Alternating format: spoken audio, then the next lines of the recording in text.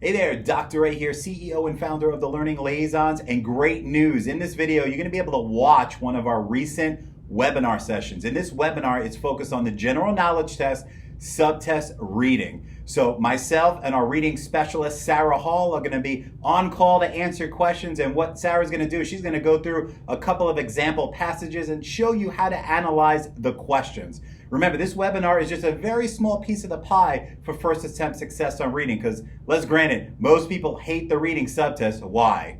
Because it takes too much time and they run out of time. You got 40 questions in 55 minutes. You need strategies. You need to be able to analyze questions. And in this webinar recording, you'll be able to watch Sarah in action. So grab your popcorn, get relaxed, sit on the couch or watch on your phone, and get ready to get your learn on. So if you have any questions, comments, or concerns, please post them in the comment box below this video. And please like, subscribe, and share this video with your friends, because we want to make sure that people know exactly what they need to do for first attempt success on their general knowledge test. Once again, I'm Dr. A, CEO and founder of the Learning Liaisons. And like we tell all of our teachers and aspiring leaders, thousands of people that we work with all the time in our courses, it's when you pass, not if you pass your certification exams. Have a great rest of your day. Enjoy the video, and we'll see you at the end.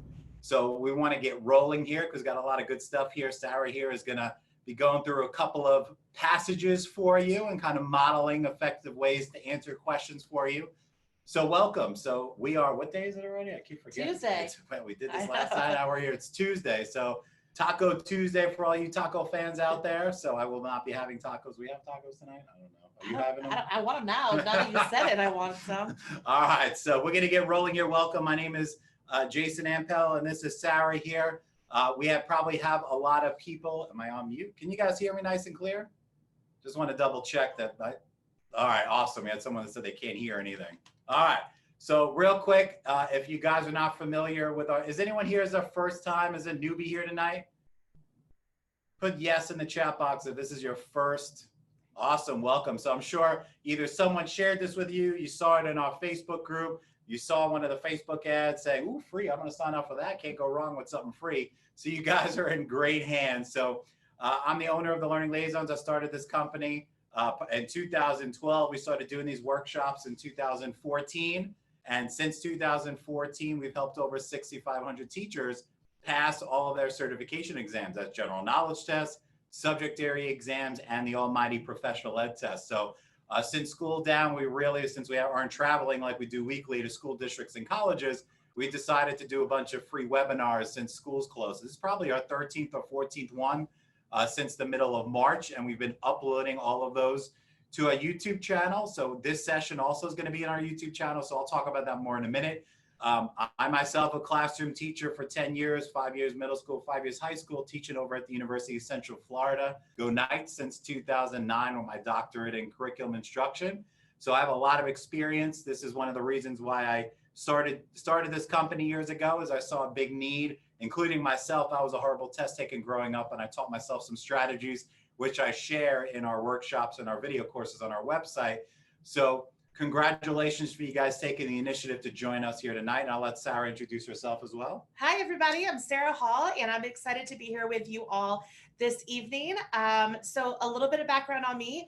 I have my undergraduate in elementary education from USF. So I'm certified K-6 everything.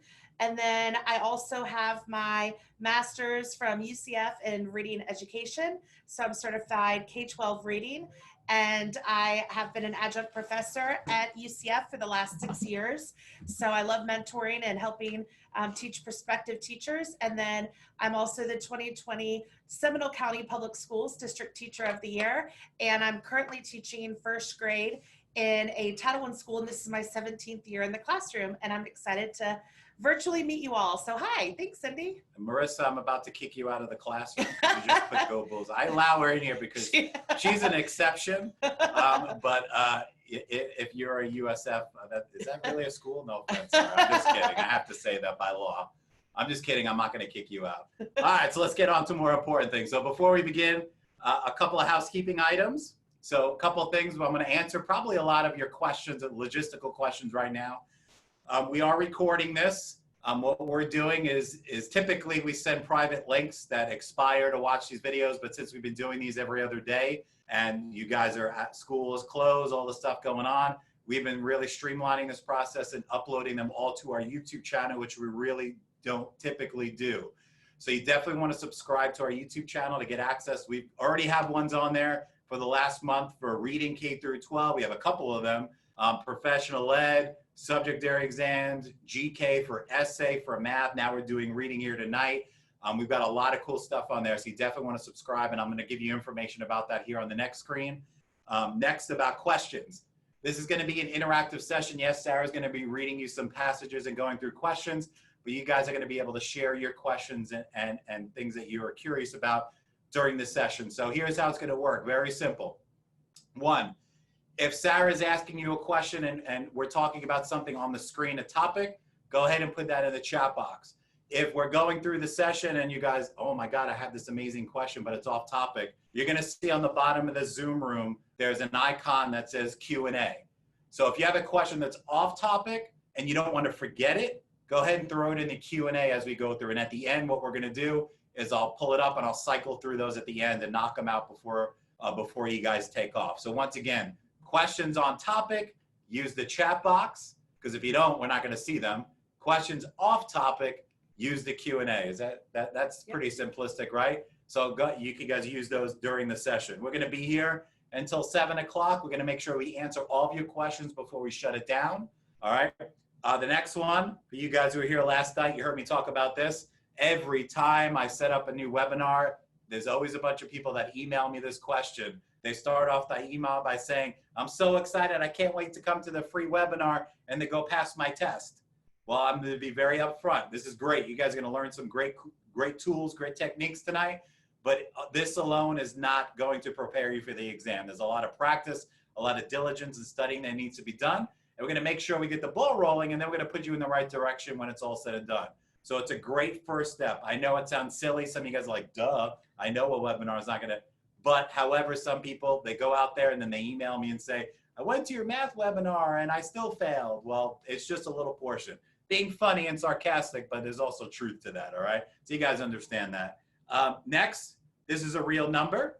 According to the Department of Education, only 39% of teachers out of 15,000 every year, 39% of 15,000 pass all 4 subtests of the GK on the first attempt. I'm gonna say that again. Out of 15,000 teachers each year, only 39% pass all 4 subtests on the first try. That's a staggering number. There's a couple of reasons for that. Number one is back in 2015, they changed the exam. So back in the day, some of your friends and colleagues that have taken this test, they might have been really bad on, I don't know, really bad on math or really good at everything else, and it compensated and you can still pass. But if you're really bad like on reading or really bad on math, you got to keep going back to take that thing because there's 4 separate subtests. That's reason number one. And reason number two, from doing this 7 days a week for the last 5.5 years, I've learned something very, very true, that study guides are a big reason why people keep failing these exams, because this is not about memorization and it's not about doing a whole bunch of practice questions over and over again. It's about understanding concepts. For example, tonight, understanding point of view and comparing, contrasting, tone, perspectives, all that stuff. Once you get that idea and that concept, it doesn't matter what reading passage they give you, it's going to help you tackle anything. And we all know when we get to GK reading, what do you guys think the biggest complaint about GK reading is? It'll probably take you 2 seconds to write this down. What do you think the biggest complaint? Yep, time. There it is. Everybody's saying it. Time. And Jess said the number two complaint is that they're all boring, right? So we're not going to get into that. We're going to talk about that in our the GK reading boot camp we have. But however, that is the number one. So the goal is to teach you conceptually how to target certain concepts and also shortcuts, okay?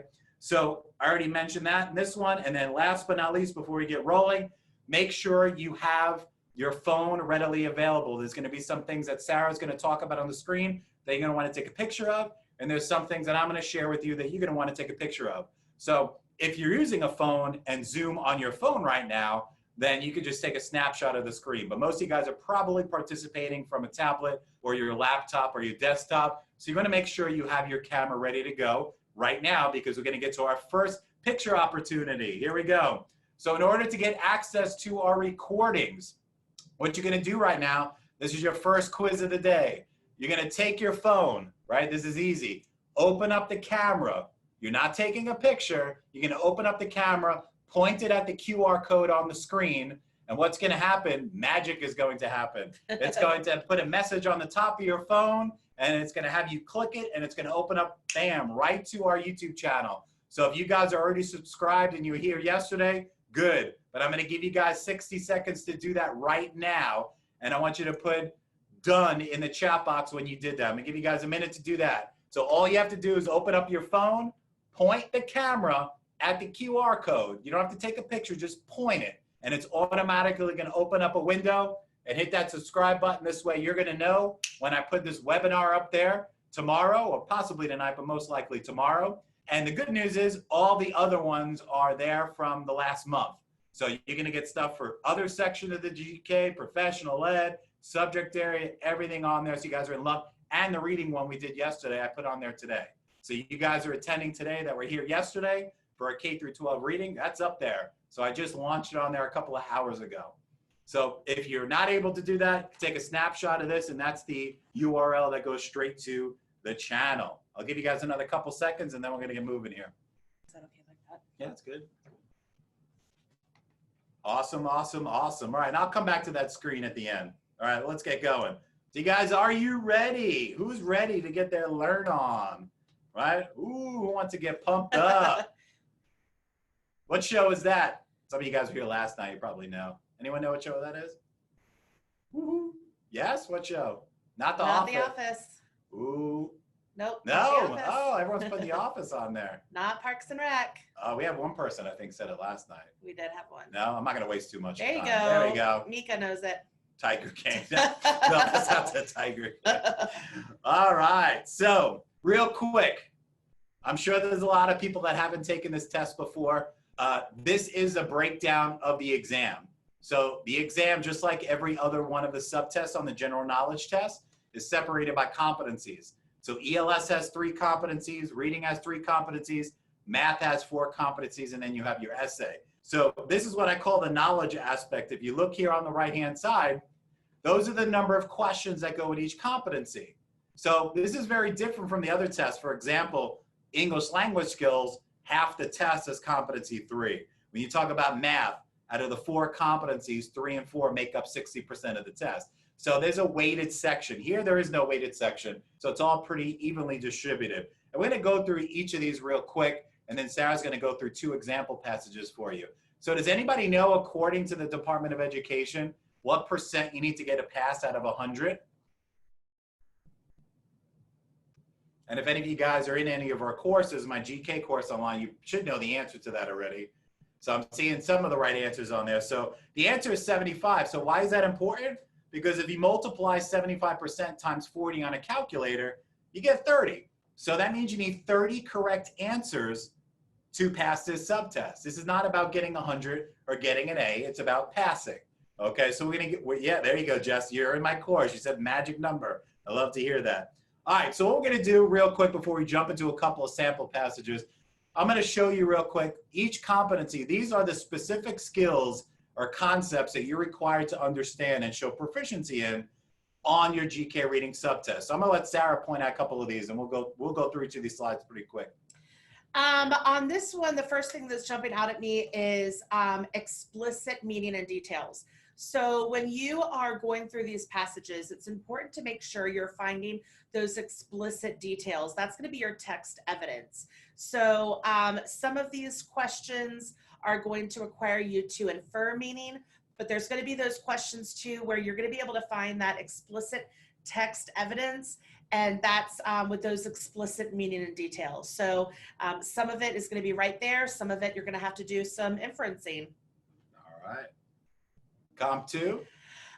In Comp 2, point of view is huge. There are going to be questions about point of view from the narrator, and it's important to know the difference between first person, second person, and third person. So first person is when you are using I or me, as pronouns and the narrator is talking about themselves. Second person is when the narrator is using the pronoun you.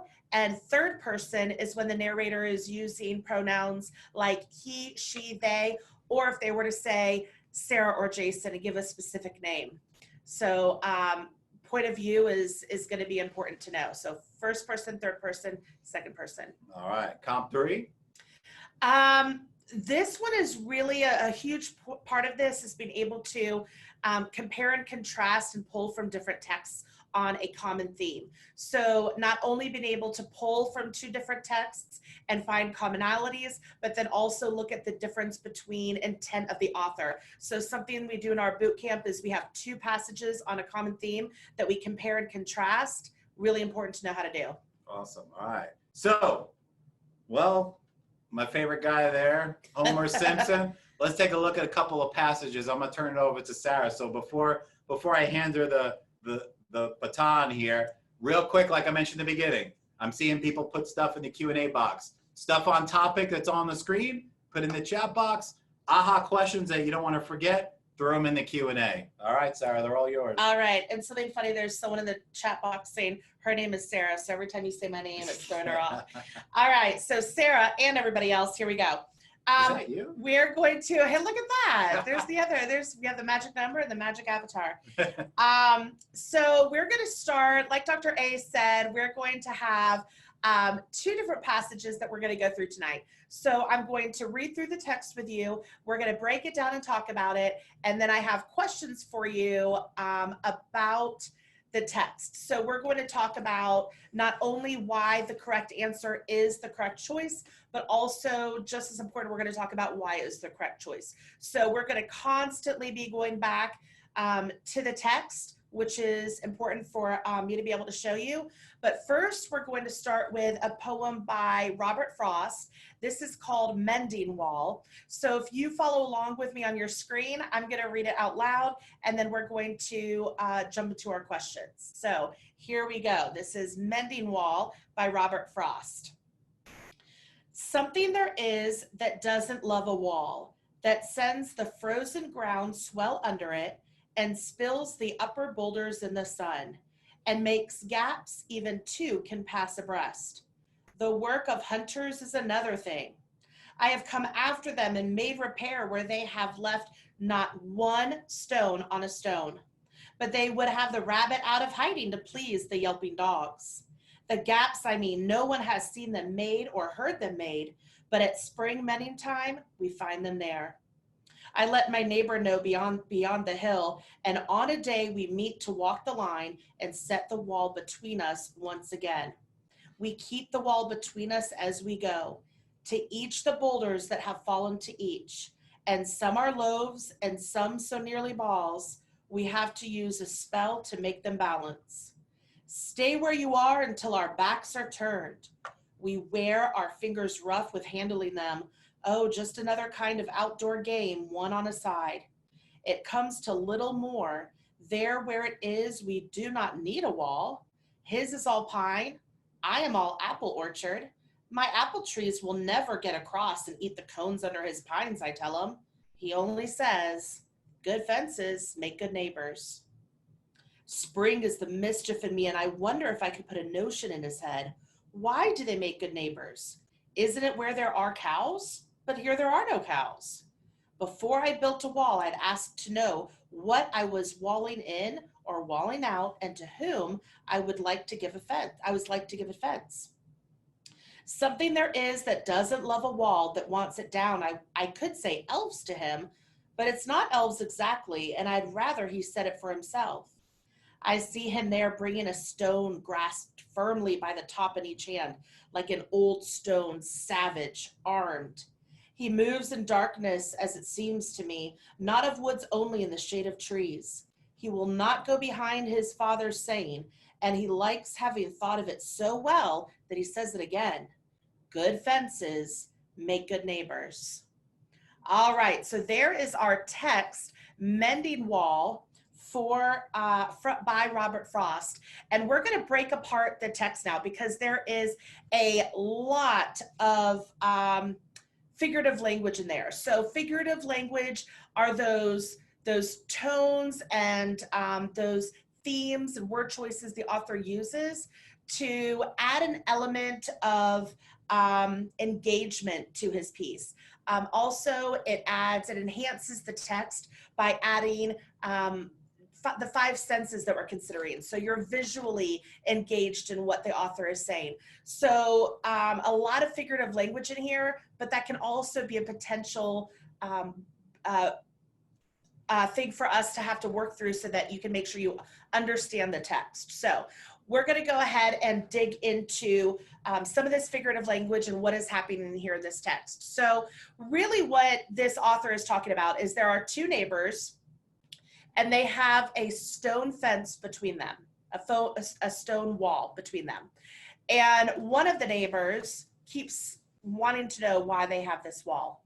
And a lot happening here as far as why he's saying that he doesn't want the wall, what's happening to the wall.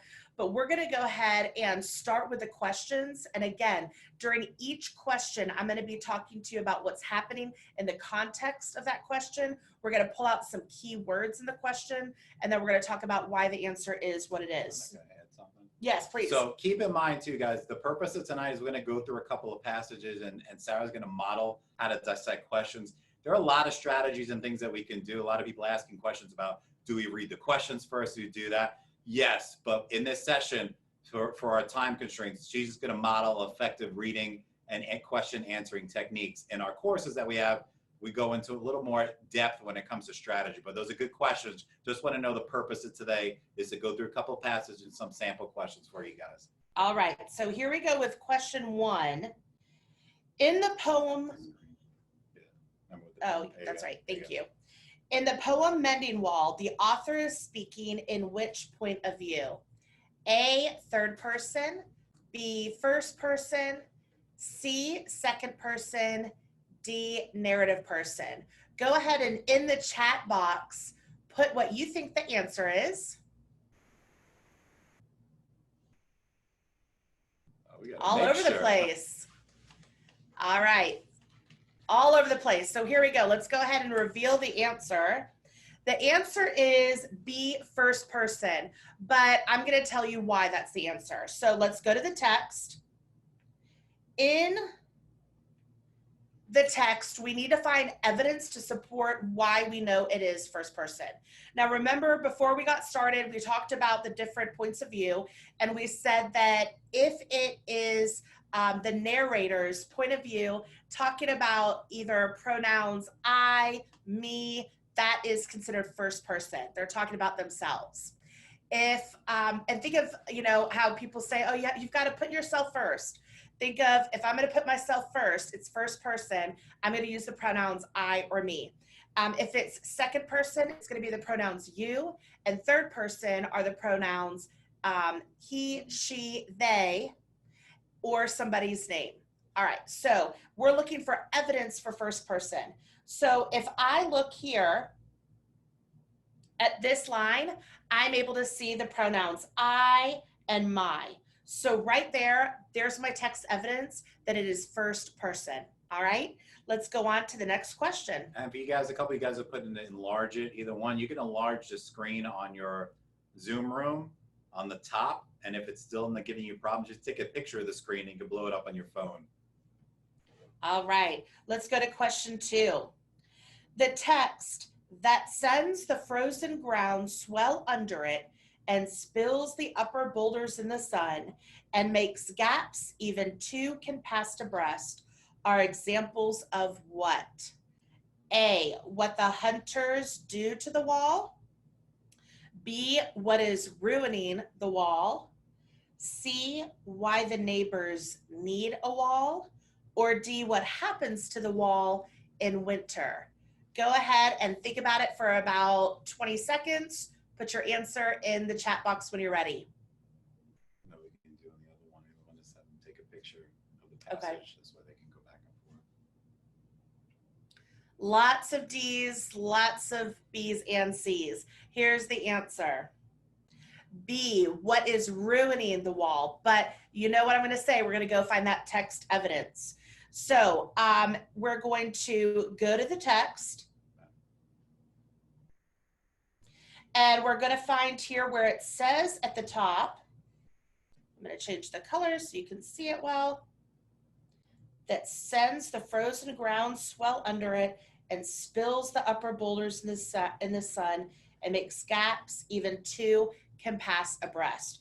So right here, it's at the very beginning of the text. All he said before that was that there's got to be something out there that doesn't love a wall.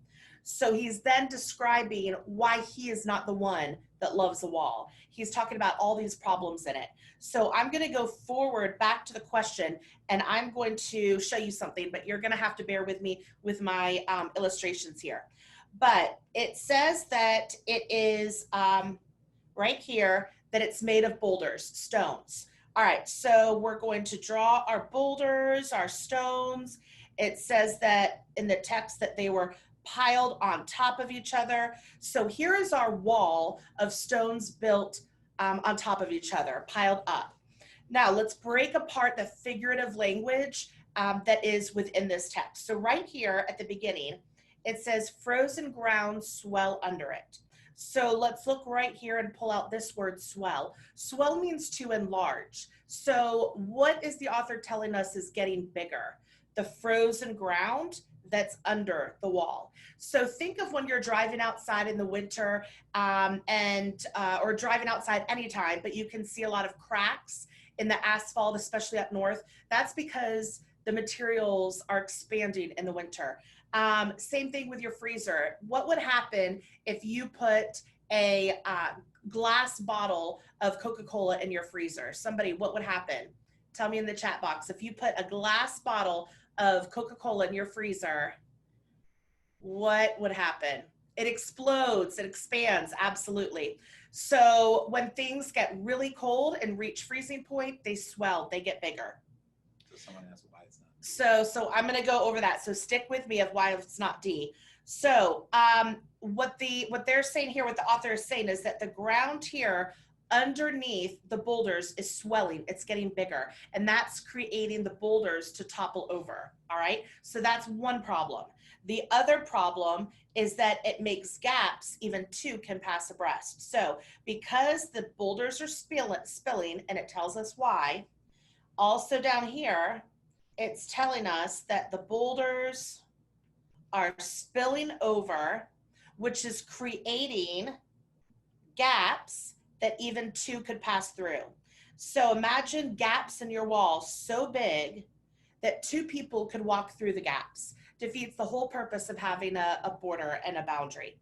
So these are the examples of why the author is telling us that that there's problems with the wall. What is ruining the wall? I'm going to tell you now why it's not D though. Yes, this is what could happen in the winter. But it's not only talking about this frozen ground under it. It's also talking about how all year there's things that are happening to break down this wall. We're going to go back to the text some more, but if you'll remember in the text, it says that only annually they're going back to mend this wall. In the springtime, they go back. So although, yes, part of this is what happens in the winter, the overlying tone of this text is that there are so many things wrong with this wall that is why every year they're going to have to go back and fix it. So what is ruining the wall? That's what this text evidence is telling us, is that the ground is swelling and boulders are spilling and there's gaps that are being created that are ruining the wall. If we look back to, we can see that here where it talks about the hunters that are also breaking down the wall, lots of things happening, not just in winter. So that's how we were led to our answer. All right, so that was question 2. What is ruining the wall? Everything that's in that excerpt of the text right there. All right, so let's go on to question 3. Before we do that though, let's pull out main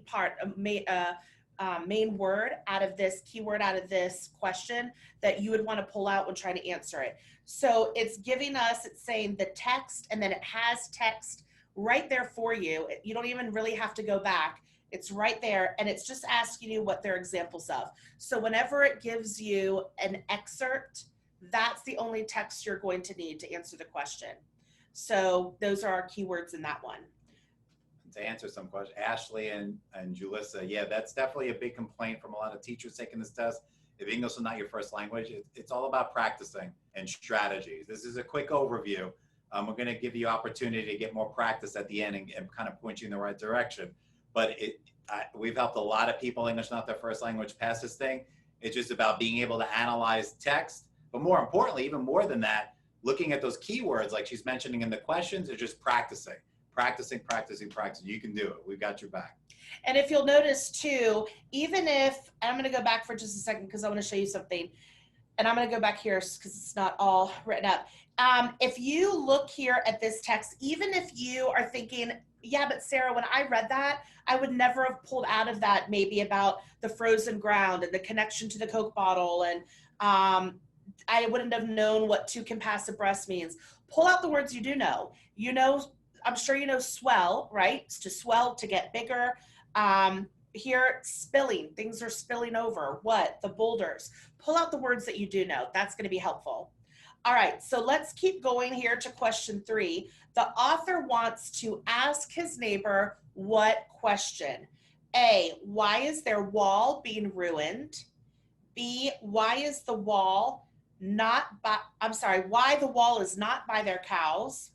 C, why they need a wall, or D, where the wall should go? Think about it for a second. Put your answer in the side. Almost everybody. All right, and then lots of people were able to answer, so here we go. And the answer is C, why they need a wall. But we're going to go to the text to find why that's the answer. So if you look here down at the bottom, and I'm going to change my color here again so you can see. This is the text where we're looking to find our evidence that led us to this answer C. So here it's saying that spring is the mischief in me. So spring has come. If you'll remember up here, it said that at springtime, that's their mending time. So spring has come. It's time to mend the wall for the year. And he's saying that he feels a little bit of mischief in him now. And he is wondering if he could put an idea in his neighbor's head. And here is what he wants to ask his neighbor. Why do they make good neighbors? Why do we need the wall? So that was our text evidence that led us to the answer. The key idea in this one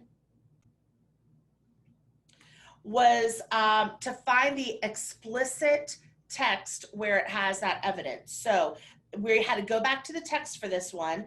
And this is what we would call a question that has the answer. When you're teaching your students about finding text evidence, we're talking about the questions where the text evidence is right there and what Dr. A would call that low-hanging fruit. It's not something where you're having to infer. The question is right in the text. So make sure that you're going back to the text when it's alluding to the fact that there's going to be text evidence right there for you. All right, you ready for question 4? Let's go on.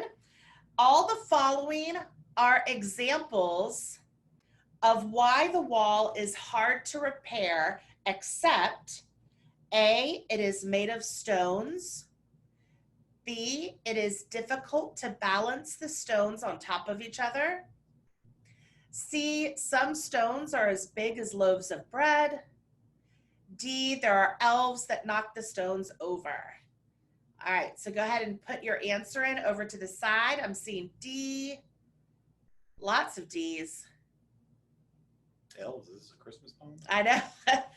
All right, lots and lots of D's. Let's look at the answer though. Ready? Make sure that you are right, D. There are elves that knock the stones over. So I'm seeing some different answers though. So again, what's most important is for us to talk about why that was the answer. So we're going to go back to the text. And if you guys, when she puts the text back on the screen, if you want to take your phone and take a picture of it, this way you guys can refer to it as we go through the rest of the questions. Good, Maddie, absolutely. So let me change the color so you can see what I'm doing here. Down here is where it talks about elves, but I want to point out a few other things. Right here, it says that they have stone on a stone. So there's our text evidence that this is about stones on top of stones in the text. We have that evidence. That's okay, Cindy. So then also it talks about here that some of them are as big as loaves, and some of them so small as nearly as balls. But here it's talking about how some of them are as big as loaves of bread. So there's our evidence for that one. The other thing it talked about, if we go back here, you can see that, yes, we said that it's made of stones. Yes, some of them are as big as loaves of bread. Also, we can find evidence that it talks about how it's hard to balance them on top of each other. So down here towards the bottom, it says that they almost have to even say a spell. Oh, right here in the middle, sorry. We have to use a spell to make them balance. So if you think of a spell, they're having to use what he would say almost even magic to make the stones stay on top of each other. That's how hard it is to get them to balance. So we have there evidence that all of the other three options are true, and we needed the one that wasn't true. And we said that it was about the elves. So right here. In the question, it said that there are elves that knock the stones over. But if you look back with me where it talks about elves, it says something there that doesn't love a wall. He's saying there's got to be something that loves a wall, and also things that don't love a wall. And what could want it down? I could tell him it's the elves, but it's not the elves exactly. And I'd rather he said it for himself. So the elves are not what are knocking over the wall. So that was our text evidence. But even if you were tripped up on the part about the elves, you were able to find evidence for the other three. So that would lead you to the answer of which one was not correct as well. So make sure that you're looking for those key words within the question. And in this one, it was all of them are examples except. So make sure that you're reading the entire question and you know what you're looking for. Is it an example of or an example? All of them are examples except. So we were looking for the exception here. I know that trips up a lot of people, Cindy. All right, so here we go to question 5. What does the neighbor mean by good fences make good neighbors? A, boundaries are necessary and important. B, it is special to him that once a year they spend time together. C, hard work is necessary to be happy. Or D, there is no animosity if both neighbors do their part. Go ahead and put what you think over to the side. Lots of A's and D's. Here's our answer. A, boundaries are necessary and important. Let's talk about why though. This one was a little bit trickier because it didn't have that explicit text evidence. This is one that is going to require us to infer a little bit. So if you think about the overall intent of the poem, the purpose of the poem, and what that central message is. So remember when we talk about a central message or a theme, we're talking about the main point and purpose of the text. So in this text, they're coming together annually to rebuild this wall. And the narrator is even saying, we don't even need the wall. Walls are meant to keep cows out. So remember he referenced cows. And he's saying, but neither of us even have cows. You have trees. I have an apple orchard. What, do you think my apples are going to come over the wall and eat your pine cones? So he's saying, here we have this wall, but yet we don't even need it. So absolutely right, Jesse. It's all about those boundaries. So the author is alluding to the fact that boundaries are necessary and important so that there's that mutual respect between neighbors. All right, so some inferencing on this one. Let's go on to question 6. The other thing I want you to make note of here is when you see things like, what does the author mean? That's asking your opinion. What do you think it means? So that's your cue that you're gonna have to do some inferencing. All right, question 6. One theme in this poem is that which says A, Problems are inevitable between even friendly neighbors, so boundaries are important. B, walls are a metaphor for neighborly disagreements. C, neighbors should help each other so they don't resent each other. Or D, boundaries are important to create the symbolism of us instead of them. Go ahead and put your answer over on this side of what you think. Lots and lots and lots of A's. And here's our answer, A.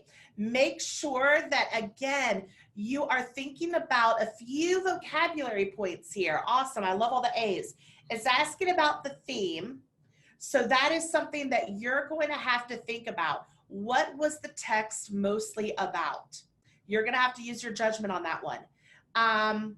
Also here, we can rule out metaphor. Metaphor is only pertaining to figurative language. So it's not asking about a specific example of figurative language here. So right away, we could have marked that one out. Look also when you're going through these, find the ones, the outlier that you know doesn't make sense and go ahead and get rid of it. But here, problems are inevitable between even friendly neighbors, so boundaries are important. We already said back in question 5 that the wall is there to allude to the fact that boundaries are important. So same thing here with the theme, they're connected. Problems are inevitable, so those boundaries are going to be important. All right, here we go for question 7. Are you ready? Here we go. Question 7.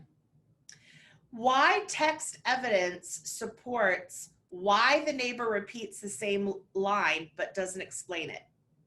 What text evidence, sorry, that should say what? What text evidence supports why the neighbor repeats the same line but doesn't explain it? A, and he likes having thought of it so well. B, like an old stone savage armed. C, he will not go behind his father's saying. D, oh, just another kind of outdoor game.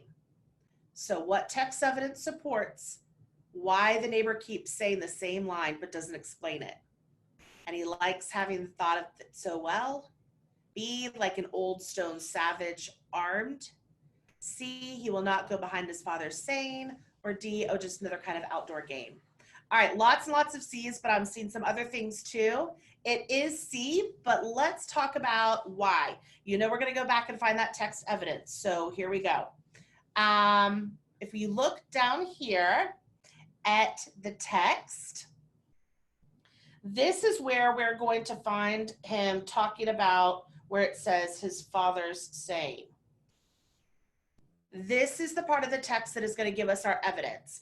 It's going to have some evidence, but we're going to have to break it down a little bit too. So it says, he will not go behind his father's saying, and he likes having thought of it so well. And he says again, good fences make good neighbors. So if this is a that means that he's heard it a lot. So if you ever hear somebody say, there's a saying that says, or, oh, I know this saying that means this, that's telling us that it's a common saying. It's a common phrase or expression. People say it all the time. Well, this is telling us that good fences make good neighbors was his father's saying. So growing up, he heard this all the time. So it's an expression that his neighbor has heard over and over and over again. And I would bet that his father heard it all growing up from his father, and his father probably heard it from his father. That's how sayings get started. They're passed down. So if this is his father's saying, that means that he heard it all the time. And he likes having thought of it so well that he just keeps saying it again and again. Good fences make good neighbors. I would venture to think that there's a chance that the neighbor might not even know what it means. That could be why he's not explaining it. Sometimes we have expressions that we don't totally know how they got started or what they mean, but it's just what we always say. That's what's happening here. It was his father saying, so he always heard it growing up. He may not even understand it to explain it, but because it's that thing that he heard all growing up, it's what his father used to say, now it's what he's saying, it's an expression. So that's why he keeps repeating it. So Jesse, he's saying that good, let's go back to it. What text evidence supports why he keeps repeating it? It's right here because it's a saying that he's heard his whole life. So that's why he keeps saying the same thing. All right. So that was, Can we think he was outsmarting him? can we think he was outsmarting him?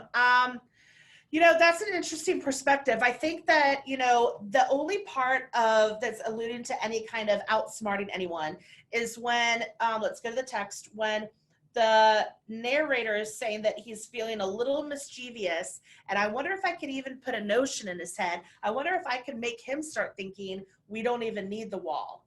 But this question was specifically pertaining to why does he just keep saying the same thing over and over again? And it's because it's a saying. It's an expression he's heard his whole life.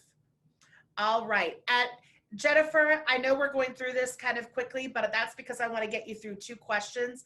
And also keep practicing this because it's going to make you feel like you can get through them a little quicker, because just like Dr. A said, one of the main complaints about this test is the lack of time. So you've just got to build up that stamina to where you can kind of try to get through them as quickly as possible. Let's go ahead and take a look at another passage. So we're going to close the chapter on mending while there, and we're going to move on to another passage. Let me take a picture. Yeah, put it on the screen. Of the, oh, okay. Yeah. Yep. All right. So if you want to go ahead and take a picture of this, and then that way you can refer back to it, go ahead.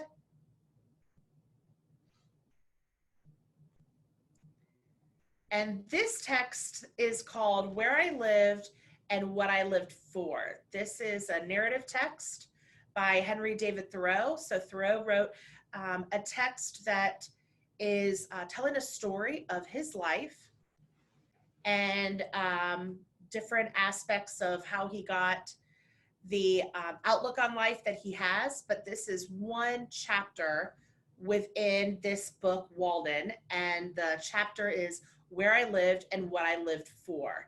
So if you need to take a picture, hopefully you already did that. Just like we did with Mending Wall, I'm going to read through this, and then we're going to go through our 7 questions together, and we're going to find our text evidence. All right. So go ahead and follow along on your screen with me. Here we go. We must learn to reawaken and keep ourselves awake, not by mechanical aids, but by an infinite expectation of the dawn, which does not forsake us in our soundest sleep. I know of no more encouraging fact than the unquestionable ability of man to elevate his life by a conscious endeavor.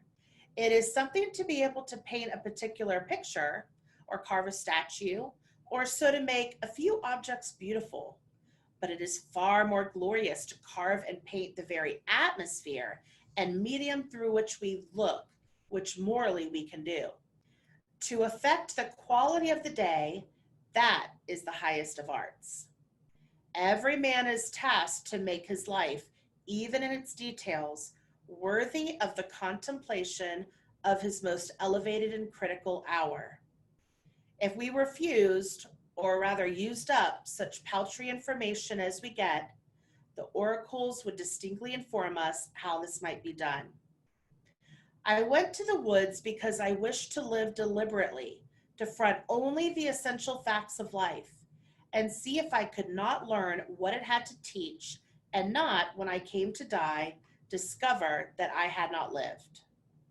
I did not wish to live, that was not life, living is so dear, nor did I wish to practice resignation, unless it was quite necessary.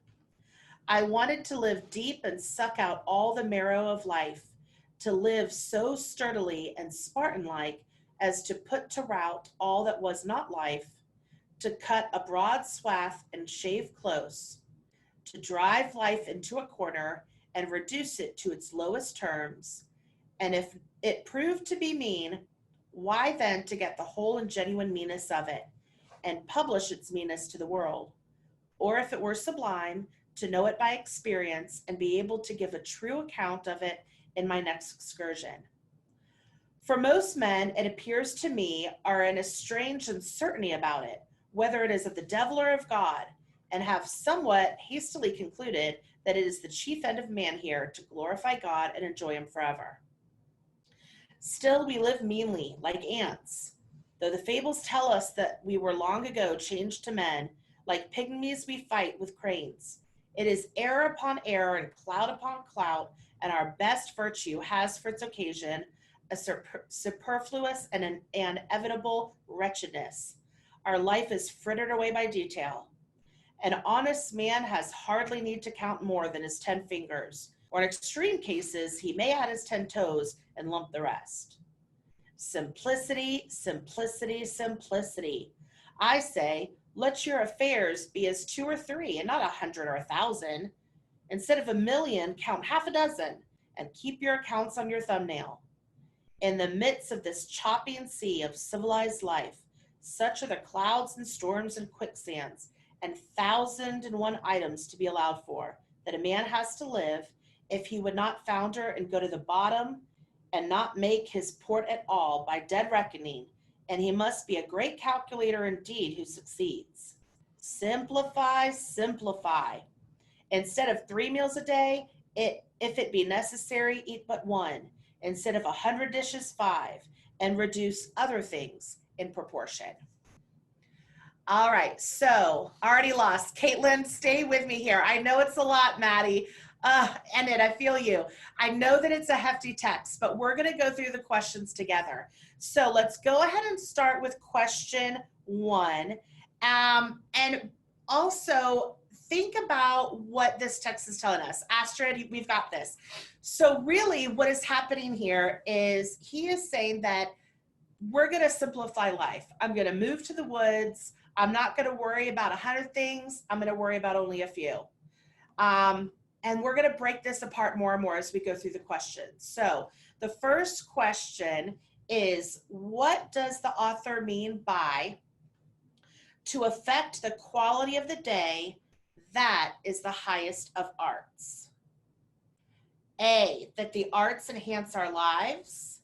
B, the arts should have a certain standard or quality. C, using our spirit to lift those around us is most important.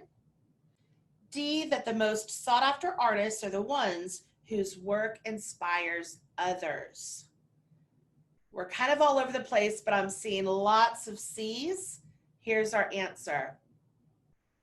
C, using our spirit to lift those around us is most important.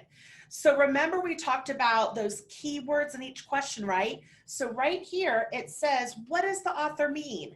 That's for you to decide. It's asking for your opinion. So this is not something that you're going to find that explicit text evidence for. We're going to have to use our own noggins on this one, and we can do it. So what do we think the author could possibly mean by this text? We're going to break it apart. To affect the quality of the day. All right, so if you think of the quality of your day, if someone were to say to you, how was your day? You could say it was great, it was awful, it was okay. But they're asking when they say, how was your day? They're asking for the quality of your day. They want you to give some kind of a descriptor to show on a scale of awful to awesome, where were you? To affect that, that's the highest of arts. So if we look back at the text, we're going to see that the author was telling us that here, to affect the quality of the day, that is the highest of arts. But right before that, he was going through saying, well, to paint a picture, well, yeah, that's awesome. To carve a statue, that's something right here. It is something. That's something. That's a skill, right? To make a few objects beautiful, that's a skill. That's something. That's awesome. But what's far more glorious than carving and painting is to carve and paint the atmosphere. So if you think of carving and painting, he just said it's making things beautiful. So if you're able to make the atmosphere around you beautiful, he's saying that's far more glorious. And the medium with which we look. So in art, he's talking about art here. A medium would be what you're using to create your art. Are you using clay, paint? Well, here he's saying if your medium is through which we look, your perspective, the way you see the world, that atmosphere, that's what is more meaningful. Exactly. Change someone's mood. So make the world around you more positive. So let's go back to the question here. What does the author mean? Remember, you're having to decide this. To affect the quality of day, that's the highest of arts. So yeah, sure, he was saying that art can affect our lives. And he was saying that, yeah, there's a quality to it. It can be beautiful. It can enhance our world. But really being able to use our spirit to lift those around us and affect the atmosphere, that's the most important. All right, so hopefully you're with me on question one. Does this make sense too, to point out when I'm looking at the question here, the word affect with an A, what does that have to do with? You have affect with an E and affect with an A. Doesn't affect with an A typically has to do with emotion. So if you look at those answer choices, right away, C and D both talk about emotions like lifting spirits and inspiring. So right away, you should be able to cross off the first two answers because they don't have anything to do with emotion. Like that's one of the strategy kind of things that we'll talk about more in the course that we have. But remember, we're just going through and she's modeling how to dissect some of these questions. So something I want to point out real quick for you guys there. Yep, that 50-50 strategy. And then also, Jesse, why not D? Well, D says that the most sought after artists are the ones who inspire others. Well, he's saying that, yeah, that through giving of our spirit, we're inspiring others, and that with affecting the atmosphere around us, we're inspiring others. But he's also saying that anybody can do that. It doesn't have to be just those sought after artists. It can be anybody. All right. All right. You're welcome, Jesse. All right. So here we go to question 2. Every man is tasked to make his life, even in its details, worthy of the contemplation of his most elevated and critical hour, is a noteworthy line from the text because it evokes a call to action. What exactly is the author telling the reader to do? A, make every minute count. B, live for your best moment. C, be thoughtful in critical times. Or D, live a life that leads to your best moment. Go ahead and put in the chat box what you think.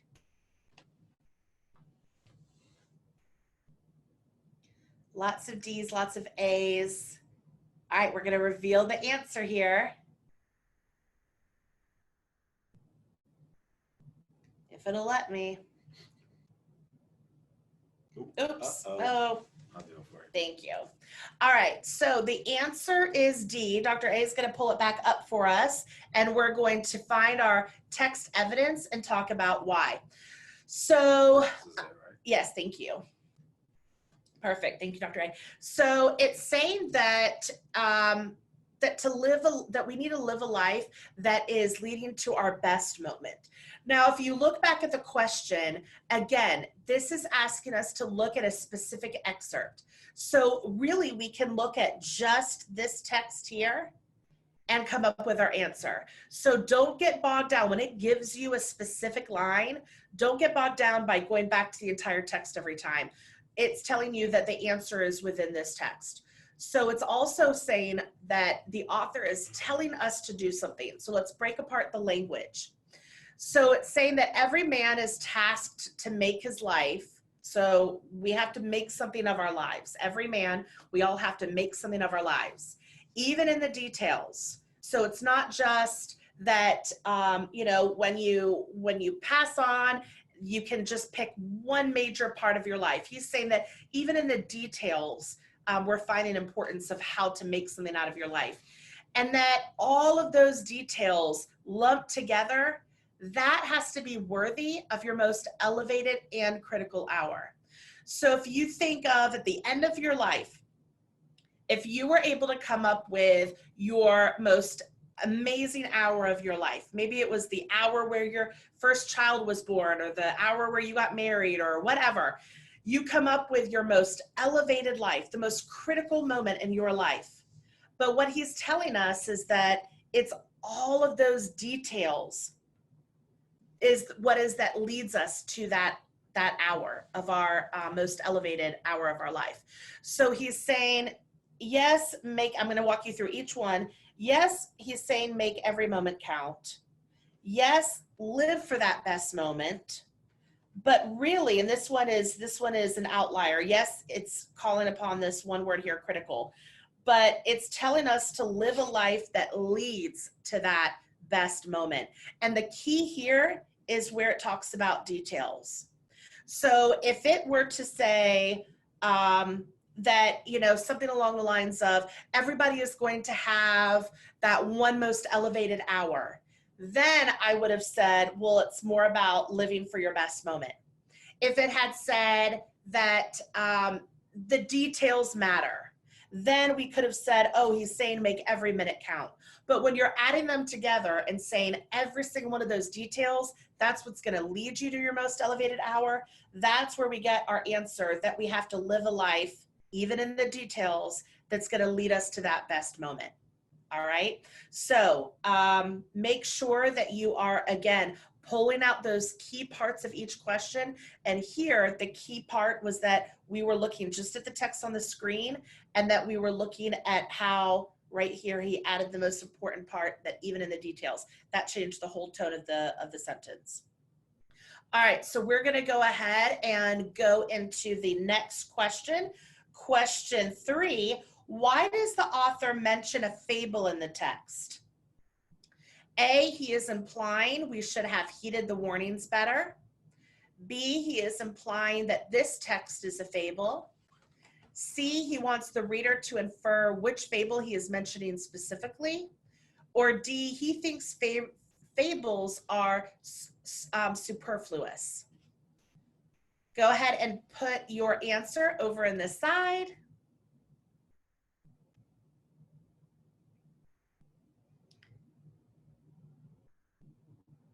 Lots and lots of A's. All right, here's our answer. A, great job. But just as important, you know what I'm going to say, we have to talk about why. So first, this is going to come down to vocabulary. What is a fable? A fable is a story with a moral suggestion. So it has a lesson that it wants us to learn. Usually fables are with animals or with fictional characters, and it's trying to teach us a life lesson, something to consider for our moral compass. So the author is saying that the narrator mentions a fable and why. So this is telling us that we're going to have to go back to the text. All right. So we're going to go back to the text and find where he talks about a fable. So down here towards the bottom, we see where he mentions the word fable. So let's go ahead and go through that.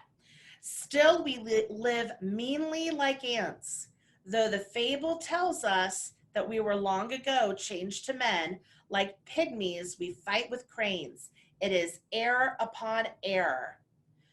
So here he is talking about how there was a fable that we should have all learned when we were younger. So fables are things that typically we learn as kids.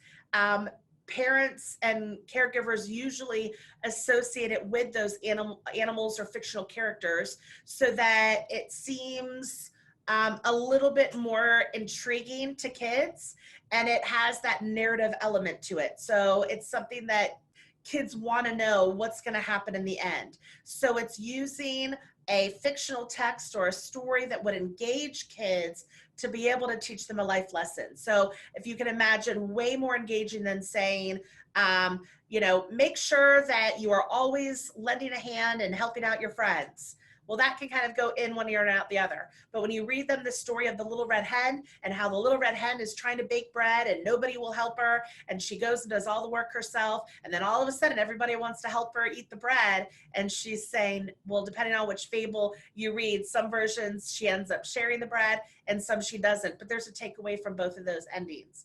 So way more engaging for kids when you can tell it in a fable. So here, he is saying, though fables told us, though the fable tells us, well, what would any fable tell us?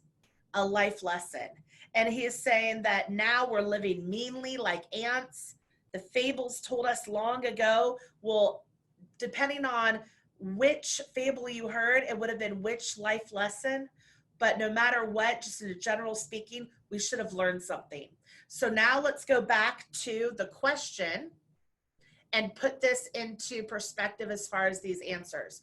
Why does the author mention a fable? So he wasn't implying that this is a fable. He doesn't want us to try to guess a fable specifically because he doesn't mention what the life lesson was. He's just saying that we should have learned something. Here, superfluous. That means extraneous, unnecessary. Well, he's not mentioning a fable because it's extraneous and unnecessary. He's mentioning it for a purpose, and that's because he's saying we should have heeded a warning better. We should have listened to that life lesson. All right, let's go on to question 4. Here we go. One major theme of this text is A, living outdoors, B, living in solitude, C, living simplistically, or D, living to the fullest. Go ahead and put to the side what you think your answer is. Lots of C's, lots of D's. Some people putting C and D, they're not sure. All right, so here is our answer. C, living simplistically. We're going to go back and find text evidence, though, of why this is the major theme. So when we talk about a major theme, we're talking about what the overall tone and purpose was for the entire text. All right, so we're going to have to go back to the text to find that then. So if we go back, we're going to be able to find our text evidence of how we can know that this is all about living simplistically. If we look here, down in the bottom paragraph, we can see where he says it 3 times, simplicity, simplicity, simplicity. That is within just that sentence. He has said it 3 times. So when we have repeated text, then that is the author driving that point home. He said it 3 different times. He's absolutely addressing, he's stressing it. But let's keep looking because he doesn't just say it 3 times. Look down here. Says it 2 more times. Simplify, simplify. 5 different times in this text, he used the root of the word simple. Simplify, live simplistically. 5 different times he told us. So all of this up here is telling us why he believes this and what his call to actions are in order for him to bring this into his own life. He goes into the woods. I went into the woods. I wish to live deliberately. So what is he trying to be deliberately about and be deliberate about? It's about living simplistically and having that simplified life.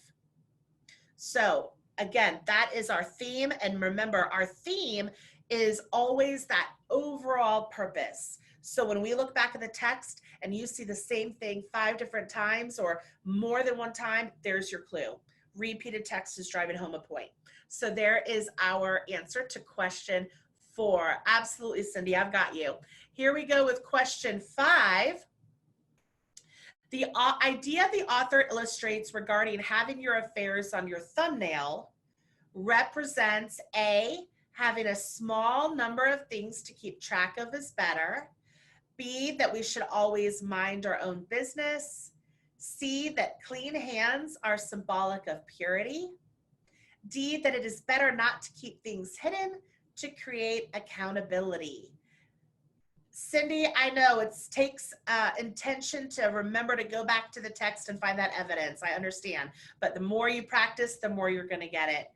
And in the boot camp, we go over lots more passages where I'm going to continue reminding you to go back to the text.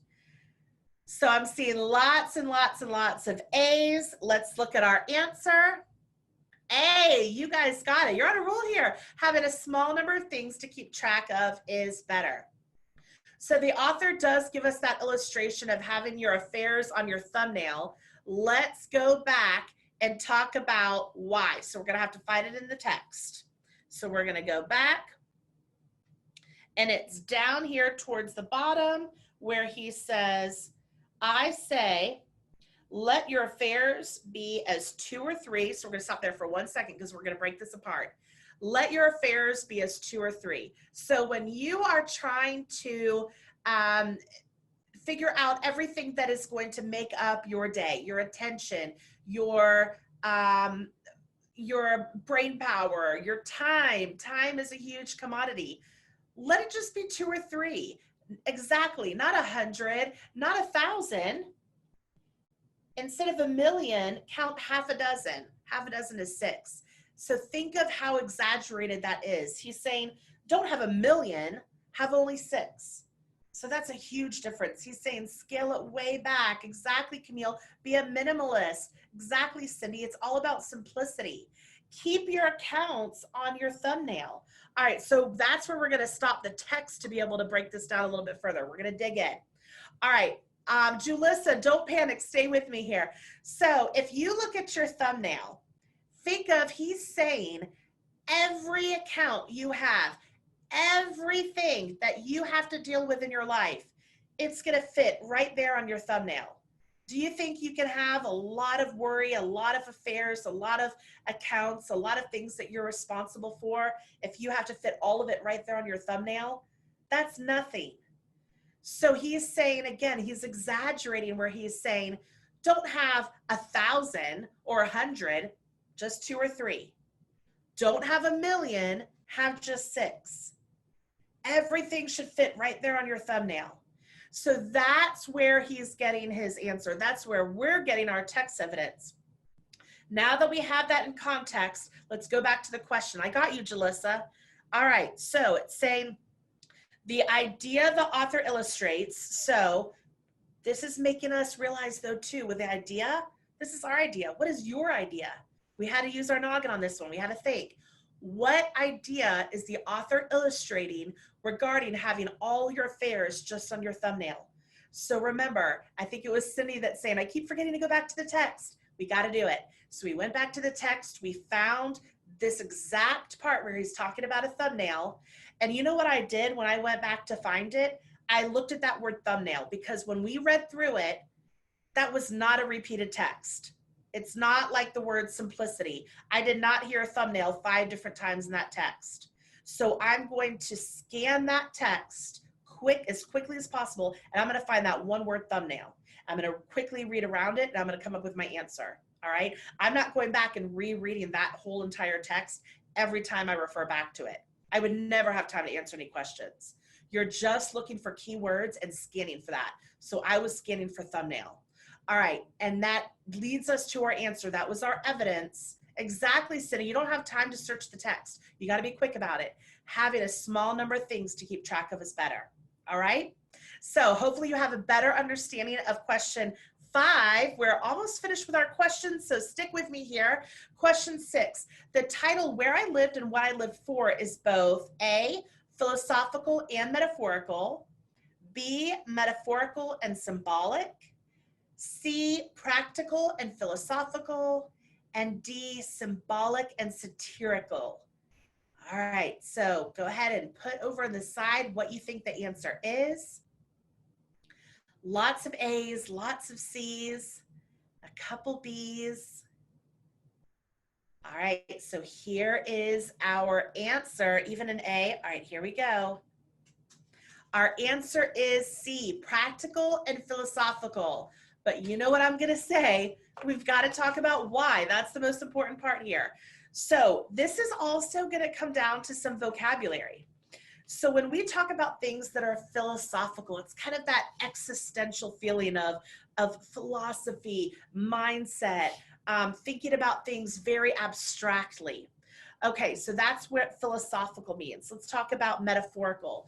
Metaphorical means that you are using metaphors. So we're going to get to that root word, metaphor. What's a metaphor? That is when you're making a comparison to something that it could never really be. I'm going to give you an example. If I were to say, Dr. A, you are my shining star, he's going to feel pretty complimented, right? But I'm telling him that he's a shining star. Could Dr. A literally be a shining star? No, I'm saying he's like a shining star, but I'm not meaning for him to literally take it that way. So another example would be if I were to say, oh, the lake is so calm, it's like a mirror. I'm comparing the water to a mirror, but can water really literally be a mirror? No. So that's what a metaphor is. So again, guys, some of these questions are going to come down to vocabulary. Actually, Pamela, raining cats and dogs, that's a little bit different. That's an idiom, but I like how you're thinking about different figurative language. So metaphorical is going to be out, because where I lived and what I lived for, not having to do with we're not comparing anything. All right. Next is metaphorical and symbolic. All right. So metaphor is, and absolutely right. When you're doing simile, it's close to a metaphor, but you're using the word like. Absolutely. So metaphorical, we already said it's not that. We're not comparing it to anything. Symbolic would be you're using something as a symbol. So he's not using this as a symbol here, so we can go ahead and rule that out. And then the last vocabulary word is down here, satirical. So come back to the root word with me, satire. Satire is meaning that you're being sarcastic. You're in jest or joking, trying to imply something, but you're also using some humor. So that's not going to be it. So here our answer is practical and philosophical, and I'm going to show you why. I'm going to do a different text color here so we can break it apart. Where I lived, what a practical thing. I'm going to tell you where I live. That is a practical example of information.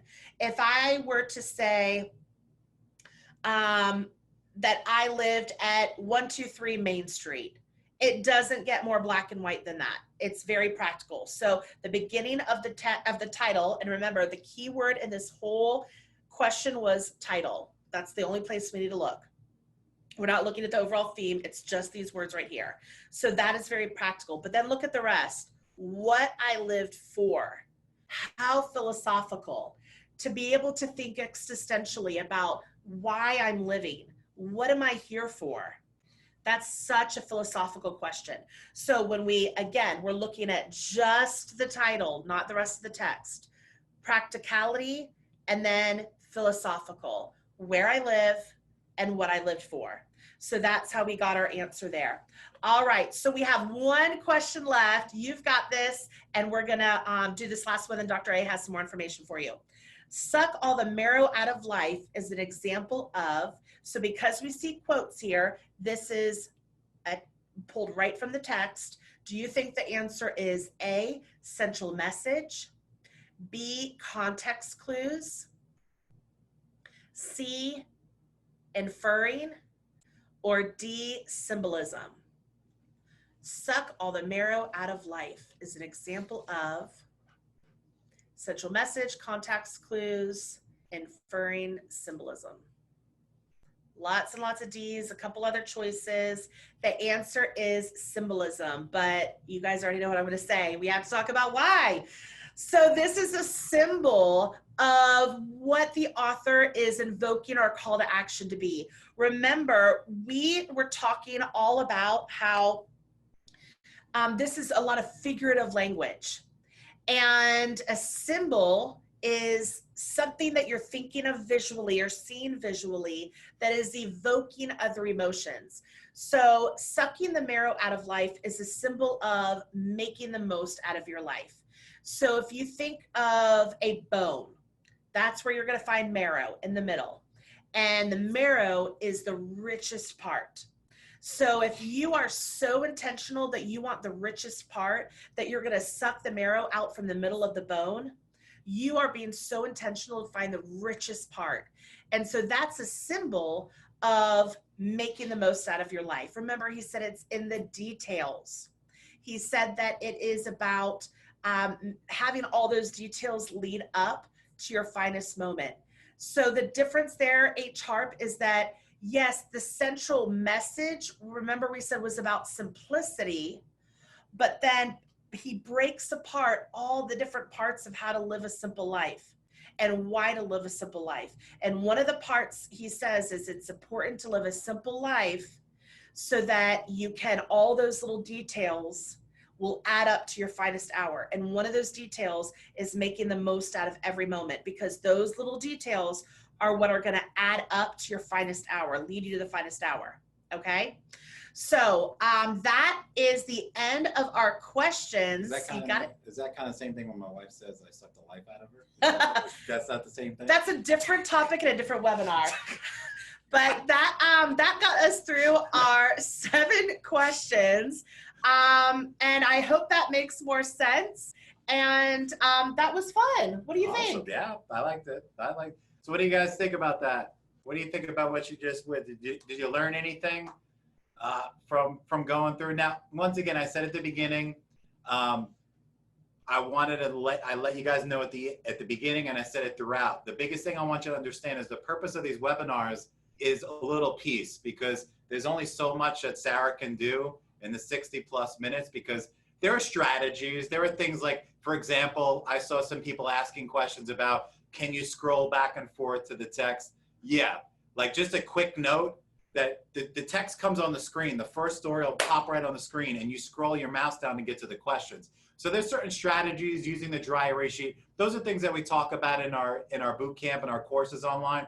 I just wanted to have Sarah kind of exemplify going through passages. And this is good. We had her do this because we're about to launch on Friday our new GK GK Reading Bootcamp 2.0, where it's going to feature Sarah going through a bunch of text, just like she did here today for you guys. We'll talk about that in a little bit, because the goal of tonight was very, very simple. I wanted Sarah to model how to break down the questions.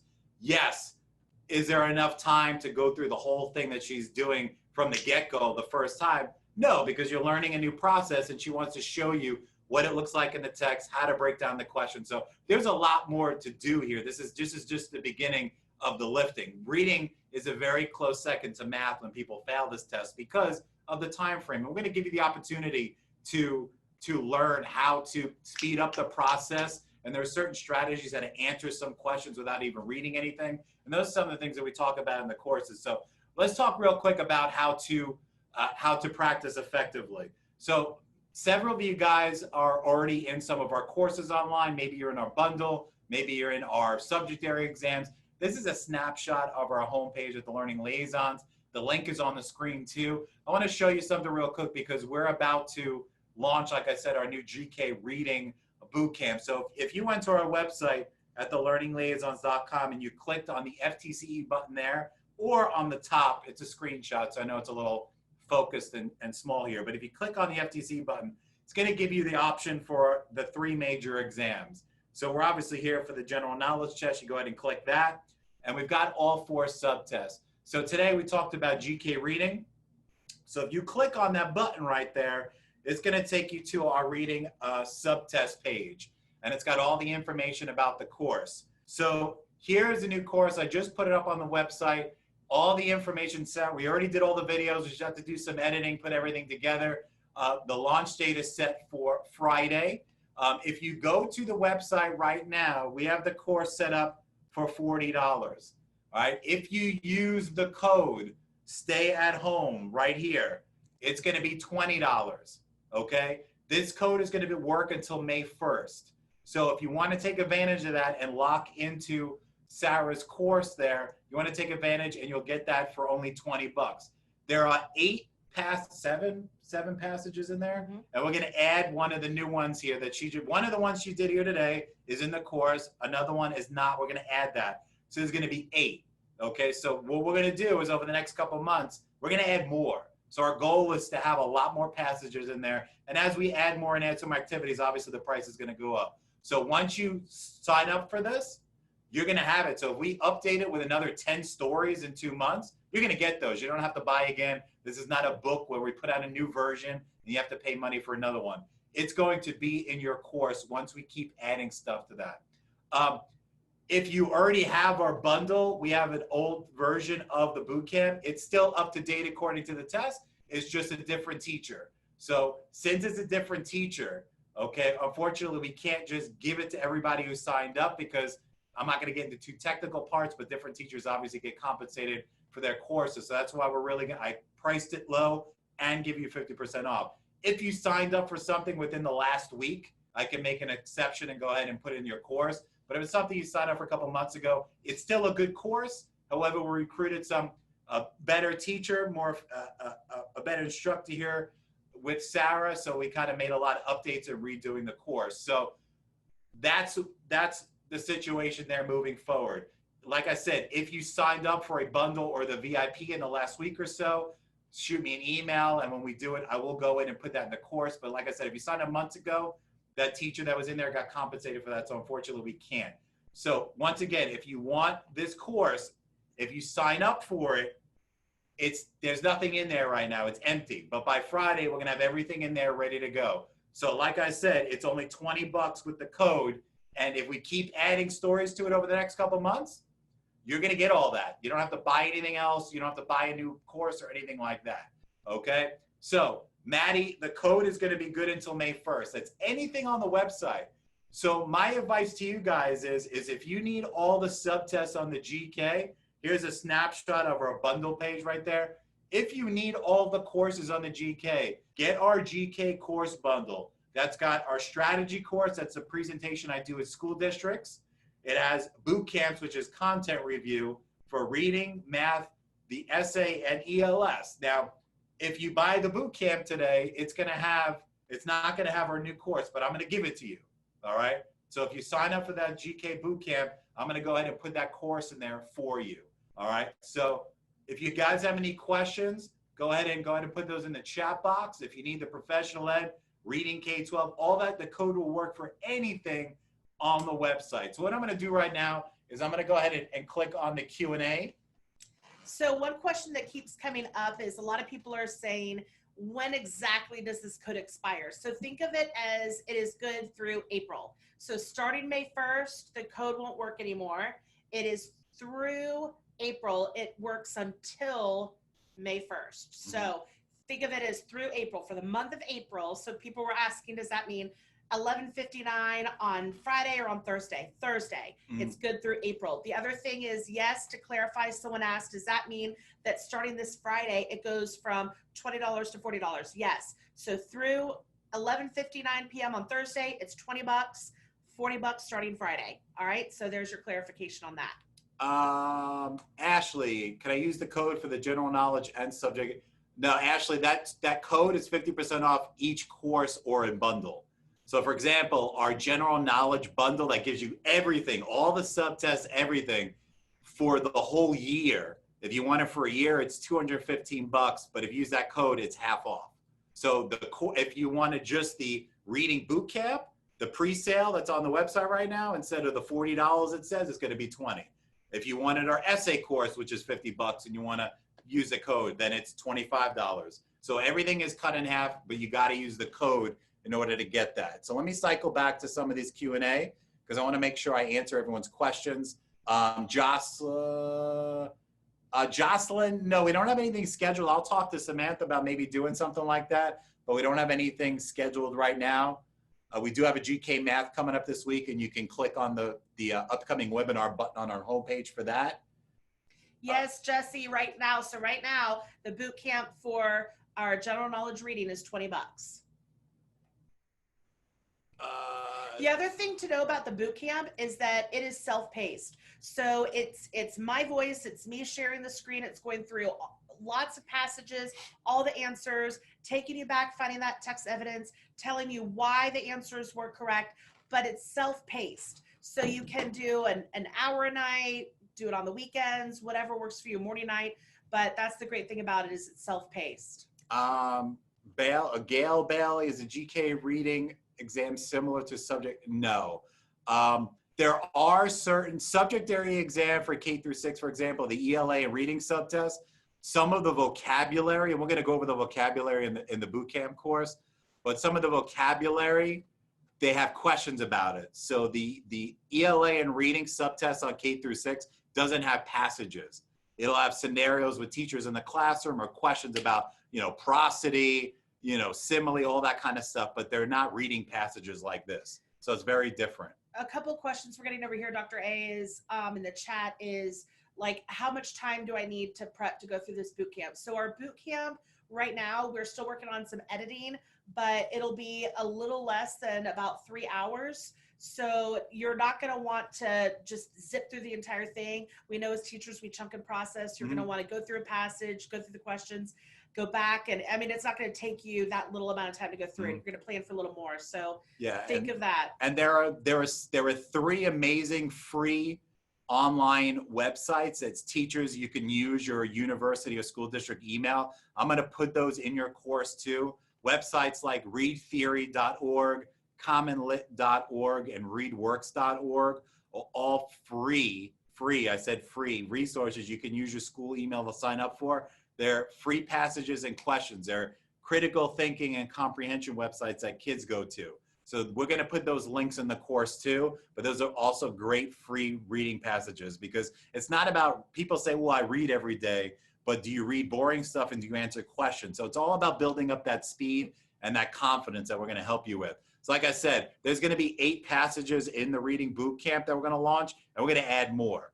That's why we're pricing it so low for you guys to get in there. So then when we add them and we increase the price, you guys have that for you already. Christine House, you were at our Brevard session. No, unfortunately not. You're going to have to get that separately. That has the other boot camp in it, which is good. There's nothing wrong with it. We just have a different teacher on board now at the Learning Liaison. So you have access to it. If you wanted to get Sarah's version, you'd have to sign up for that on your own.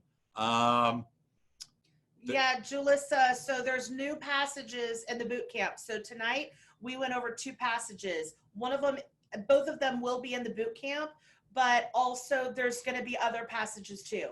So lots of new material. Let's see here. Maddie, I think you messaged me on Facebook. Your name looks familiar. That's my goal is to have everything done by Friday for you guys.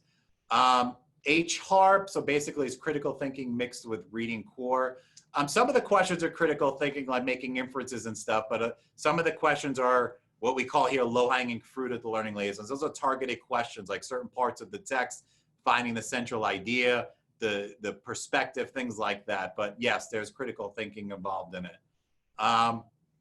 Sherry, if you bought, yeah, I'm telling you guys who attended here today, if you purchase the bundle to take care of that, get that discount, I'm going to go in and I'm going to pull up everybody that bought the bundle in the last couple of weeks, and I'm going to go ahead and give you guys access to this course with Sarah, because if you want to take advantage of it today, obviously it's not ready, but I'm going to give you guys access to that.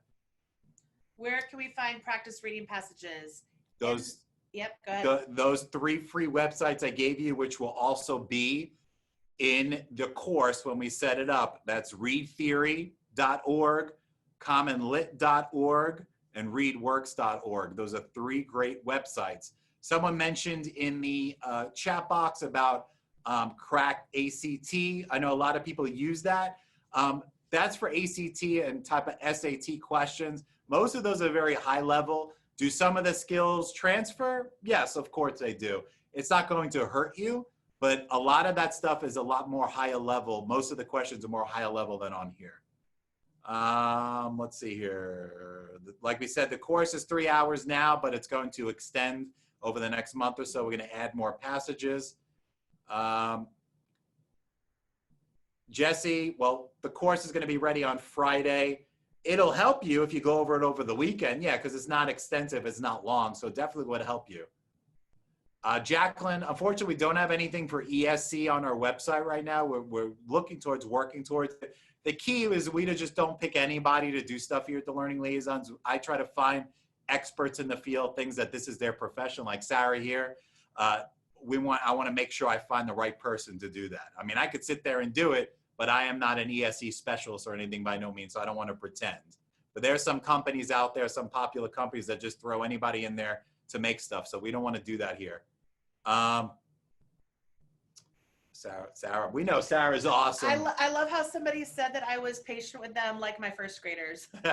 Camille, it's May 1st. The code's going to work through May 1st.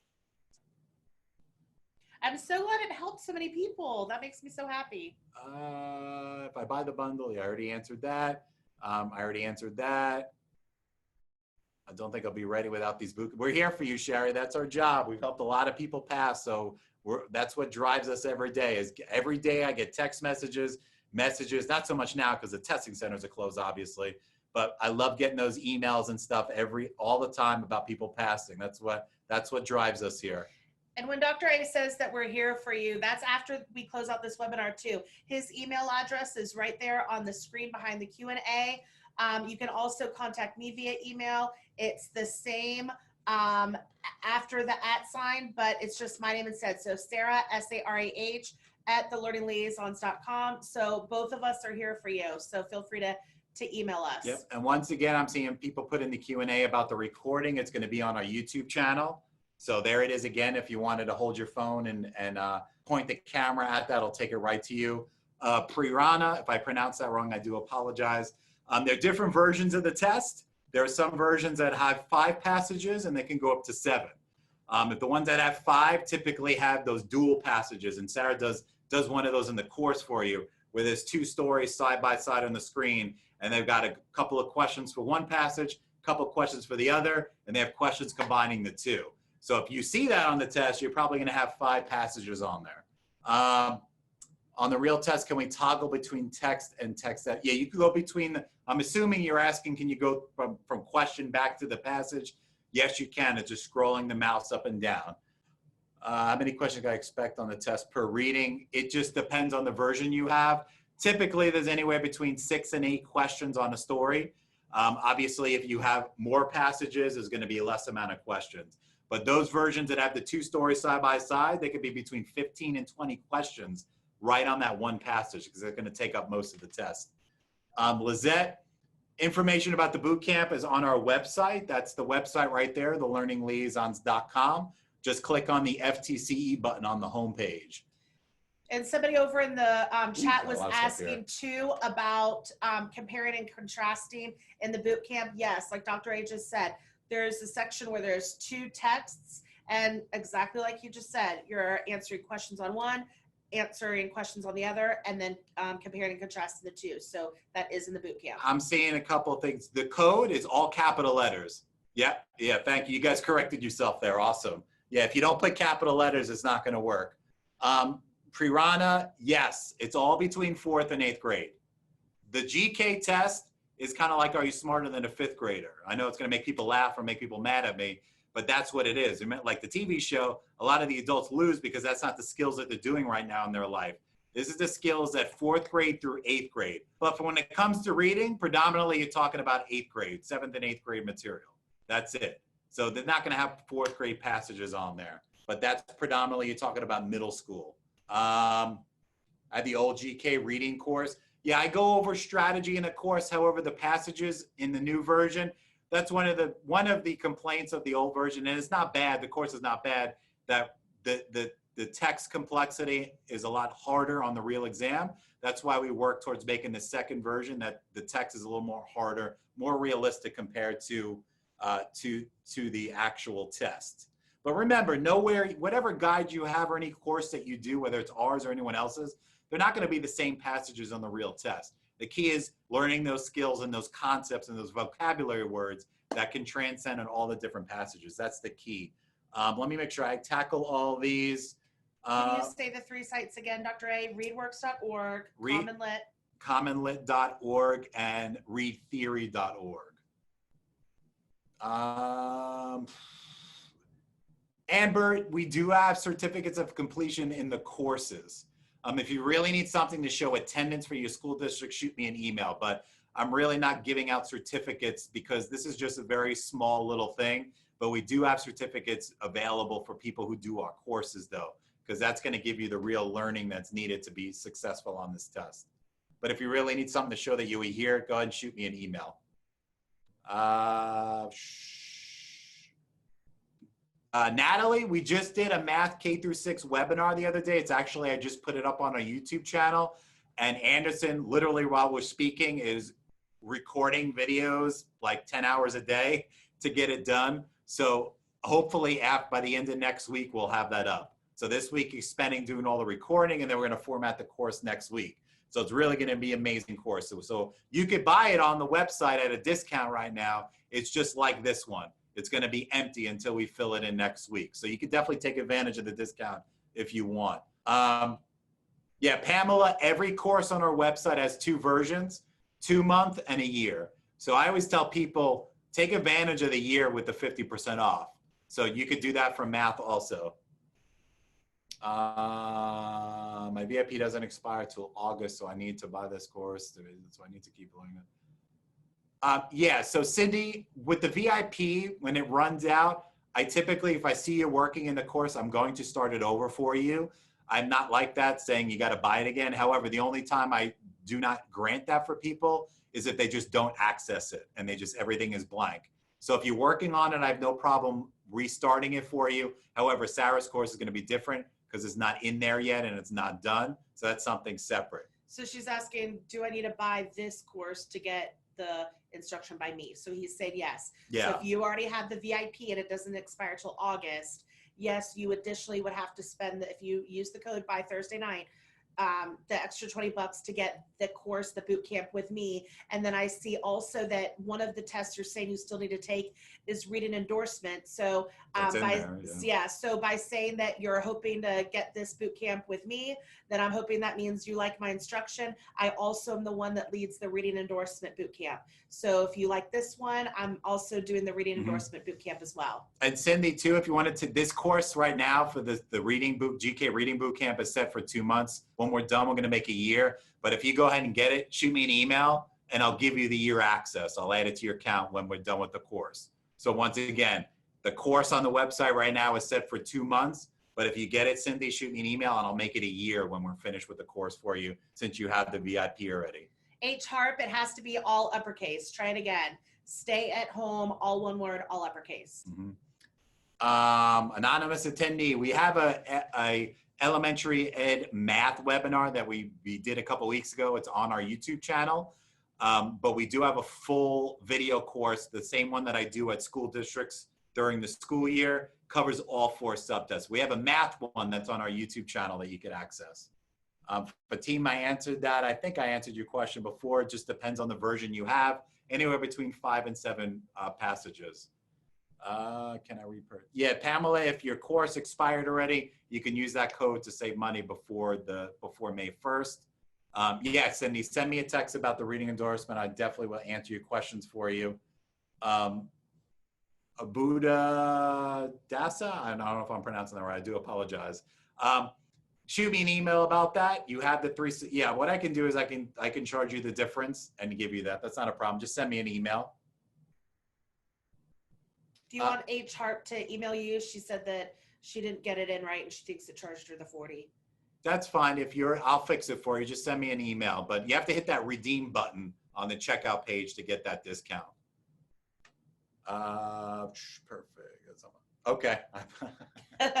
I'm sorry. Can you tell me again if the new math bootcamp is different from the current? Well, we only have one. It's a GK Math Bootcamp 2.0. That's the one with our math director Anderson in there. He's always adding new stuff to that too. I think I got. Yes, Julissa, when you pass, we're going to celebrate with you. Absolutely. I think I nailed everybody. Danielle, I kind of answered that question for someone else before. We don't have one for all the subtests. We just did one for math, which is on our YouTube channel. So there's a YouTube channel. You can access that right now. It's up there. There's a K through 6 math webinar. I think we answered all of these. Pay for the K through 6 bundle and use the code, but previous slide. And use the code, but it didn't realize it was fixed anyway. Caitlin, shoot me an email. I could send you an invoice for the difference and change it for you. That's not a problem. And that'll start it all over again for you from day 1. So send me an email and I could send you something for the difference.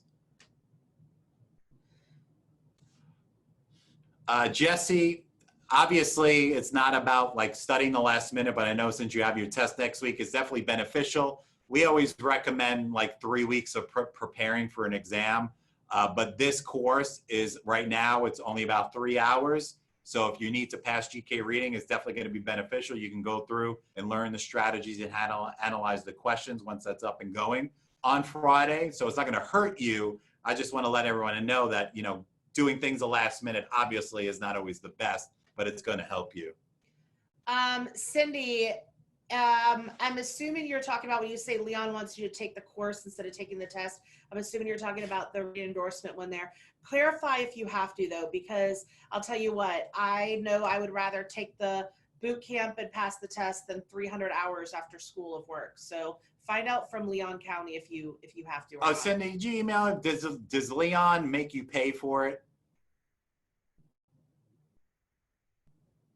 If you're still in the room, I think we had a conversation on this via email or text message, because I wouldn't be surprised. There's certain counties too that are making them take it only because they charge them. So it's kind of wrong, but I'm not a school district, so I can't make the rules. I guess she's gone. Okay. What is this, Jesse? Okay, thanks. Can I set up today? Yes, you can go ahead and sign up and pay the $20 for the boot camp today, but it's not going to go live until Friday. So you don't have to do anything. You'll go in the course and you'll see it on Friday. Everything will be in there. And I'm going to send out an email too to everybody who has access to it, just to remind them. But we wanted to put it up there to give you guys an opportunity to save more money this way. So I know it's frustrating. Like, I want to get in there and watch Sarah now because she's amazing, right? But it's not going to be there till Friday. We want to give you the opportunity to save more money. I think I got everybody. Let's see. I think here. so.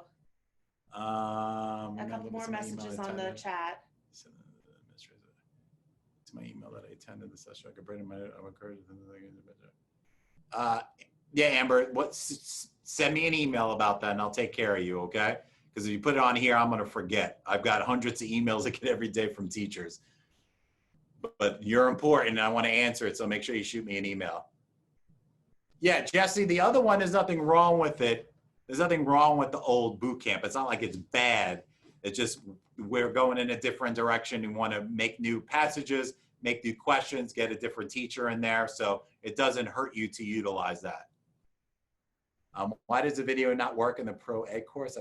Are you signed into the course, Natalia? Shoot me an email. I'll take a look at it. But I have hundreds of teachers in there right now. I haven't heard anything. Try a different browser first. If you are using Chrome, because I've had a lot of people over the last couple of months saying that Chrome is giving them problems. So if you're using Chrome, try a different web browser for the videos. You did. All right, send me an email. I'll take a look, but the video should be working. I'll have to take a look at it. Can you scroll up a little bit on the chat? What does that say? I heard it is hard. It is a hard breaking. Julissa, oh, it's heartbreaking when you fail. Oh. Yeah, it's frustrating, especially on reading.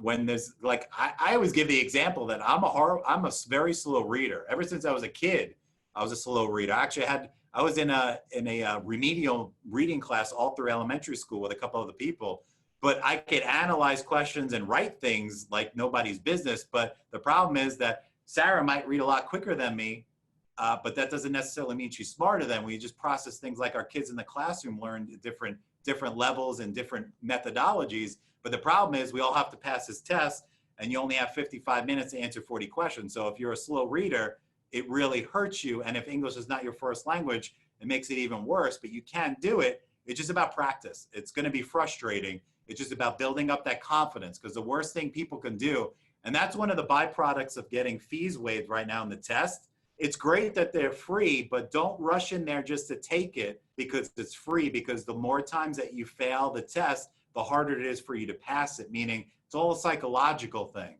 So I know a lot of people telling me I'm not ready, but I'm going to try to do it anyway because it's free. I get the rationale, but if you know you're not studying and haven't studied and you know that it's a difficult test, you're just going to hurt your psychological aspect of passing the exam. So be careful when you guys are doing that. That's just my advice. I'm just sharing my thoughts. You could buy into it or not, but just be careful.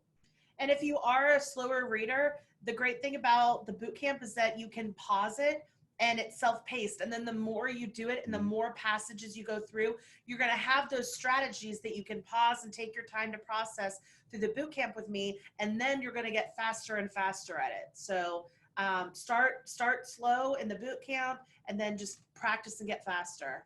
Oh, well, thank you, Amber. We're here to help you. We're going to put this up on YouTube. So definitely like the video and share it with your colleagues. This way they can get some insight on what they need to do to pass this test.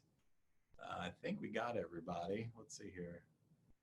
I'm going to give you guys one more minute, and I'm going to close this down and get out of the office here, and I'm going to work on getting this online tomorrow and work on finishing this course. And remember, Dr. A's email address is right there on the screen for you. Mine is Sarah, S-A-R-A-H at thelearningliaisons.com. So feel free, after he closes out the webinar, you can still contact us. Is reading K-12 bootcamp the same as the new reading certification? So the reading K-12 bootcamp for the subject area, if you take that class, that bootcamp, and I'm the one that teaches that one. So if you do that one and then you pass the exam, the subject area K-12 exam, then you only have to pay $75. You get that added to your certificate, and you are exempt from having to do the 300 plus hours of coursework. So yeah, that's the reading certification that will exempt you from having to take all those endorsement classes. And Christine, I just uploaded today yesterday's webinar. I don't know if you were at our webinar yesterday, but we put that on YouTube. So go to our YouTube channel, it's there. Sarah goes through one of the competencies and teaches the content. So it's a great video to watch and kind of get your head wrapped around the process for that test. So definitely check that. I put that on there this morning. It's already up on the YouTube channel.